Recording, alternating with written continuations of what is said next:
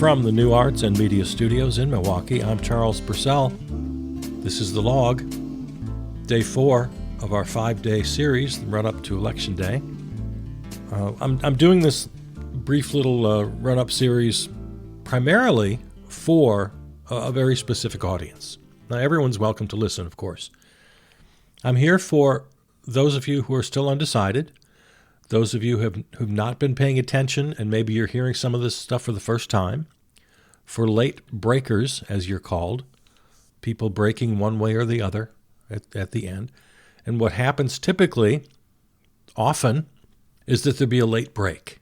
It's kind of a phenomenon, really, that there will be huge numbers breaking either in one direction or the other. It seems to happen pretty often in elections. So if you're a late breaker, if you're undecided, if you're what's called a low information voter, and there's no shame in that, it's not an insult. It just means you have better things to do with your life, and you're not really interested in politics. You don't follow it, but you do want to vote. You feel like it's your responsibility, and you understand that voting is important. So the last couple of days, literally the last day or two, you kind of look over all right. And I'll admit, I do that on some local elections, some that don't get a lot of publicity. I'll confess, on the day before or day of, I'll be trying to find some information on, okay, which candidate for comptroller is better, So I do it. So I understand people who might do this on the presidential level. No judgment. So these episodes are really for you. And they're for the people who love you. So they can maybe help you come to your own decision. So that's what we're doing here. And if you are someone who wants to find out more, I invite you to listen to the series here. It started on November 1st. We talked about the economy. That's a very important episode 483. Then the next day we talked about immigration. Yesterday we talked about abortion and gender. Today we're talking about democracy and character. And then tomorrow we'll just kind of clean up with some final arguments and maybe pick up some loose ends. And then I have a special invitation for those of you who feel like you can't vote for Kamala Harris because of the situation in Gaza. We did a whole episode on that. It's dated October 24th. It's episode number 481. The title of the episode is You Don't Have to Like Her. And the message there is you don't have to like her to vote for her. And I'm 1,000% with you, and I understand the righteous anger over Gaza. I have no arguments there. And so if that's your issue, I invite you to listen to that episode 481, because we spend the whole episode on that.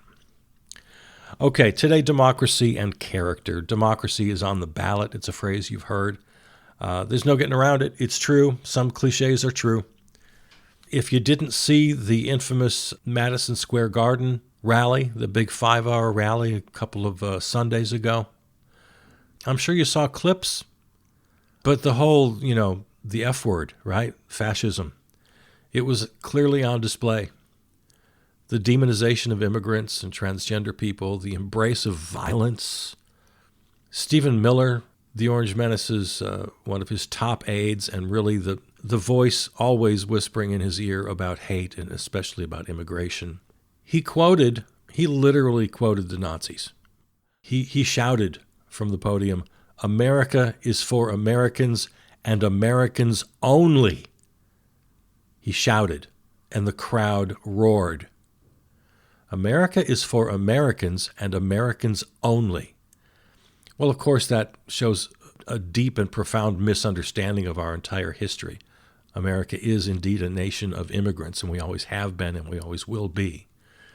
But that slogan is an exact translation from the Nazi slogan, Deutschland ist nur für Deutsche. I'm sure my German accent is terrible, I'm sure. It's an exact translation of that Nazi slogan.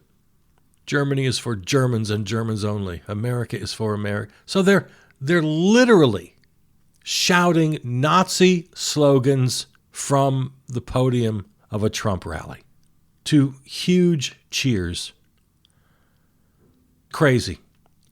So If you're somebody who just sort of catches headlines once in a while, you've heard this fascism term thrown around. Getting back to the rally at Madison Square Garden, the big headline that came out of that was the opening comic who called Puerto Rico a floating island of garbage. And everybody laughed, and, So it was just atrocious and horrible. And the next day, Joe Biden said, quote, "The only garbage I see floating out there is his supporters. His demonization of Latinos is unconscionable and it's un-American."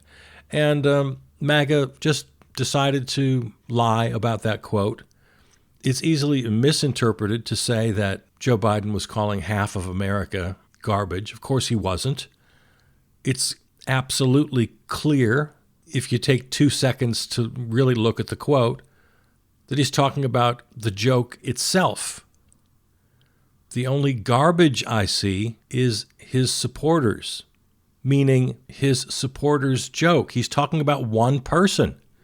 The next word out of his mouth is his demonization. He's talking about one person and one joke. His demonization of Latinos is unconscionable and is un-American. So if you're somebody who just gets the headlines and you don't really think too much and you don't dig deeper, you got to know that MAGA, and MAGA consists of, their tiers. They're the people on top who do the Nazi-type propaganda, and they know the truth, but they lie anyway. And then there are all the minions who don't know their lies, and they really are outraged because they think they're being told the truth. Well, they're not.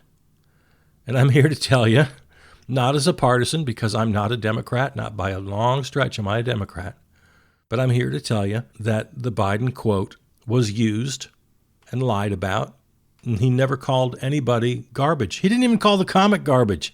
He called the comic's joke garbage. I probably shouldn't spend so much time on this. Again, it's a week old now, but just infuriating. And so much mainstream media picks up on it too and doesn't do the analysis. They do the old thing, well, one claims this and one claims that, and who are we to know? Is it raining outside or not? Some say it is, some say it isn't. I won't go look out the window. I'll just report on what some people say. Okay, get off on that tangent. MAGA is already making cheating accusations and setting up their Stop the Steal scenario straight out of the fascist playbook. So this is absolutely about democracy versus fascism. It's not hyperbole, it's just a fact. Voting rights versus suppression of the vote. It's about the use of the military and the Department of Justice. It's about the Supreme Court and the federal courts generally being fair. It's about a free press. We know what happens to a free press under autocrats. Viktor Orban, Vladimir Putin. We know about Venezuela. What happens to a free press? What happens to elections? They have elections in Russia. They've never abolished elections in Russia. They have them. But we know how they turn out. And we know what happens to candidates who get thrown out of windows. So they have elections. Use of the military, use of the courts. We've seen how the court system works in Russia under Putin. This is what we have to look forward to if the Orange Menace is allowed another shot at this. Anybody who supports the opponent are scum, the enemy within. And then when he's called on it, sometimes he doubles down. Often the surrogates especially will say, oh, well, he's just joking. You can't take him seriously. When he says he won't leave, that he'll just stay forever like Xi in China. Oh, it's just hyperbole. It's just talk. It's just bluster. It's just joking. He said just yesterday that any would-be assassin trying to shoot him from the front would have to shoot through the fake news first because they're all gathered in front of him. And he said he'd be really okay with that. He said recently, this a few weeks now, he kind of whimsically fantasized about having one really violent day when you just let the cops go wild, a really rough and violent day against any possible criminals, and that'll take care of it forever. Just let them loose. Let the cops loose and let them be really violent. No, this is the way he talks. Speaking of fake news, This is indicative of fascist propaganda right out of the playbook, creating a distrust, and then demonizing the opponent. Of course, if Harris wins, we'll lose the country. She'll destroy the nation. She's the enemy of democracy. Again, standard fascist playbook. It's the rubber glue theory. Whatever you say about me bounces off me and sticks on you. Neener, neener, neener. And just a reminder, I'm not a capital D Democrat. I'm not a member of the Democratic Party. I got tons of problems with them. The reason we're here, last minute decision making for those of you who are undecided or if you're a late breaker, if you haven't been paying attention. Also, this whole democracy versus not democracy thing. The Republicans will look you right in the eye and say, we're not a democracy, we're a republic. Have you heard this one? Your uncle at Thanksgiving, I guarantee you, ask him, he'll tell you. We're not a democracy. We've never been a democracy. We're a republic. Okay, that's been floating around forever. I've been hearing that since Reagan, and it's been around even before that. But the we're a republic, not a democracy argument is completely lacking in historical understanding. Of course we're a democracy. Of course we're a republic. We're both. We're a democratic republic. If you know basic middle school history, you understand what this is. We're organized as a republic, meaning we have representative government, but it's based on a democratic voice of, by, and for the people. As Lincoln put it, it's really not that hard to understand. But self-serving right-wingers will just go back and back to that old song and dance, we're not a democracy, we're a republic. Just believe me, when you hear that, you're listening to someone who either has no idea what they're talking about or they're deliberately lying to you. It's completely against any real understanding of history. I'll tell you what, I'll give them this much, though, speaking historically. There were founders who were anti-democratic. Oh, absolutely. There were plenty of founding fathers who were anti-democratic. There was a big fight. That was the big fight. You know what? They lost the fight. They lost that fight. They wanted to make George Washington a king. They were very afraid of this whole democracy idea. So the founders fought and fought over this. One side lost, you guys. To the extent there was any kind of a compromise, it's what I was just talking about. We're a democratic republic. We have representative government, but it's based on democracy. It's based on having a vote. So yeah, there was a big fight among the founders, and the monarchists lost. But the thing is, and here's what a lot of people don't really seem to realize, they didn't go away. The anti-democratic idea and those who advocate for it have been around throughout our history. They never went away. They've always come out on the losing side of arguments, but they had a moment during the Civil War, and they're having a moment right now. They have a chance for success for the first time since they came so close in the Civil War. And that's why your vote is so important. That's why I'm talking to you today.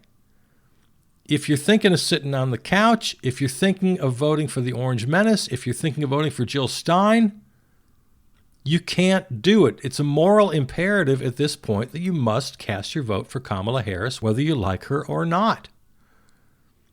1 or 2 votes per precinct in swing states will make the difference, or may make the difference. We got to talk about Project 2025 for a second. It's real. It's real. Maybe you've seen headlines. Maybe you don't worry about it too much. Oh, it's just politics. No. Project 2025, nearly 1,000-page document. It's 100% serious. And on the topic we're talking about today, democracy versus fascism, Project 2025 wants to replace public servants with loyalists. They're not coy about it. They say it right out loud. It's written down in black and white in detail. Replace public servants in government with people loyal to the cause. And in this case, loyal to the Orange Menace, loyal to the president. A president who's already been given complete immunity by the Supreme Court. So, who are these public servants who are going to be replaced? The entire cabinet, including the Attorney General, White House Chief of Staff, UN Ambassador, Director of National Intelligence, U.S. Trade Representatives, also the heads of all the agencies, EPA, Management and Budget, Office of Economic Advisors, Office of Science and Technology Policy, Small Business Administration. And we're not just talking about the heads of these cabinet departments and all these agencies. We're not just talking about the cabinet secretaries. We're talking about the undersecretaries and every position down the ladder. Every U.S. ambassador around the globe. That falls under the executive branch. The entire law enforcement and intelligence community, every FBI agent, every CIA agent, the whole world of regulation, every inspector, every regulator, every position in every level of the federal government, down to the lowest level administrative assistants and interns. Now, does it sound like I'm exaggerating? Project 2025 lays this out specifically in no uncertain terms. Career civil servants, who up to now have been nonpartisan, are to be replaced with, quote, our people. I don't know if you appreciate how severe and dangerous this is. And also how unprecedented this is. I don't know if this is, well, this has certainly never happened at any time in American history. Never has it been proposed, let alone attempted. And I can't think of any time even in world history. This is on a world historic scale. And it's not just words on paper. They're working on this as we speak. They're recruiting personnel. They're conducting massive training sessions. Real flesh and blood people are doing it right now as we speak. This is happening now. And on Inauguration Day, they hit the ground running. So when we say the end of democracy, we're not fear-mongering. We're shouting a clear and present danger, an imminent threat. And of course, he was stopped in his first term from doing a lot of bad things by those who took an oath to the Constitution, not an oath to their leader. He wanted to jail Hillary Clinton. They stopped him. He wanted his military generals to shoot protesters in the leg. He wanted to steal the election with his fake electors scheme. He wanted Attorney General Bill Barr to say the election was rigged. So he was trying to use the DOJ, trying to use the levers of government to steal the election, and they wouldn't let him. They said no. He had people around him who took an oath to the Constitution. He wanted to declare the Insurrection Act. I think this was his contingency plan for January 6th. This doesn't get talked about a lot. But I think this was one of his real plans, that things could go so haywire on January 6th that he could declare the Insurrection Act and thereby stay in power. But that didn't happen. Of course, he wanted Vice President Mike Pence to deny certification of the electors. Pence didn't do that. He honored the Constitution, not the leader. And there's more. And you can be certain more than we don't even know about. So they took their oath to the Constitution and followed it. He won't make that same mistake again. The people in his administration next time will take a loyalty oath to him, like the loyalty oath he asked FBI Director Jim Comey to take, and Comey refused, so we fired him. And then he walked into the next room and celebrated the firing of Comey with the Russian ambassador in the White House. Remember that? And this is what he did. Imagine what he'll do. And maybe you're not worried. I'm not really into politics. Hey, it's not going to make any difference. This guy's going to have free reign to do whatever he wants in every aspect of our lives. He can ask for papers on the street, suppress all forms of protest, shut down media, including this very podcast. Now, it would be self-aggrandizing of me to think that my little podcast is on the enemies list somewhere. But no one will be too big or too small to silence. RFK Jr. will have free reign over public health. Even if he can't get confirmed by the Senate, the Orange Menace will just make him a czar or something. He already did this, He already got around Senate confirmation in his first term by appointing so-called acting secretaries and heads of agencies, simply refusing to put forward nominees for Senate confirmation. By the time he left office, there were several quote-unquote acting secretaries and heads of agencies. He'll put Elon Musk in charge of the budget. He's already said he'll cut it by a third. Now, maybe you think that sounds good. You think so? You think putting Elon Musk in charge of anything is a good idea? Twitter? The Cybertruck? Come on. He's a Bond villain. He's a madman. And you know, maybe I still haven't convinced you. Well, the budget does need to be slashed. Regulations do need to be obliterated. Okay, you know what? These are age-old political debates. That's really what we're always yelling about. There's nothing new about that.